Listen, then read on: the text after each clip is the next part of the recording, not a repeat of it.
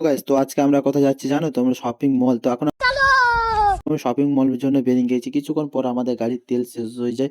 তারপরে ভাই ব্ল্যাকে তেল কিনতে হয়েছে, কারণ আশেপাশে পেট্রোল দোকান নেই। কারণ আমরা 60 টাকা নিয়েছি, 60 টাকা দিয়ে আমরা ব্ল্যাকে তেল কিনে নিয়েছি। তারপরে কিছুক্ষণ পরে বলছি, ভাই পয়সা না দিয়ে পালিয়ে যাবে। তারপরে বন্ধুটা বলছে, না ভাই পয়সা না দিয়ে যদি ধরতে যদি পারে ধোলাই দিয়ে একদম সোজা করে দেবে। তারপরে কিছুক্ষণ পর দাদুটা টুকুর টুকুর করে আমাদের পেছনে আমাদের কথাগুলো শুনছে। তারপরে আমরা টাকা দিয়ে চলে এলাম। তারপরে আমরা আমাদের পথে পৌঁছে গেলাম শপিং মলের দোকানে। তারপরে কিছুক্ষণ পর দেখছি ভাই আমাকে পুরো এত মিথ্যে কথা বললো যে শপিং মল যাবো। তো আমার শুনে একটু মনটা ভালো লেগেছিল। তারপর দেখছি ফুটপাতের দোকানে চলে এসেছে। তা ফুটপাতের দোকানে কোনো ব্র্যান্ডের জিনিস পাওয়া যায় না, কারণ আমি ব্র্যান্ডের জিনিস ব্যবহার করি। কারণ এই বেশে দেখতে পাচ্ছ বন্ধুরা।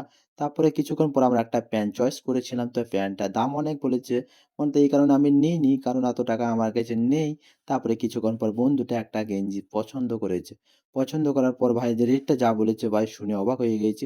তা তো কত টাকা রেট হতে পারে তোমরা একটু কমেন্ট করে জানিও। আর আমার মিনি ব্লগটা কেমন হয়েছে একটু কমেন্ট করে জানিও।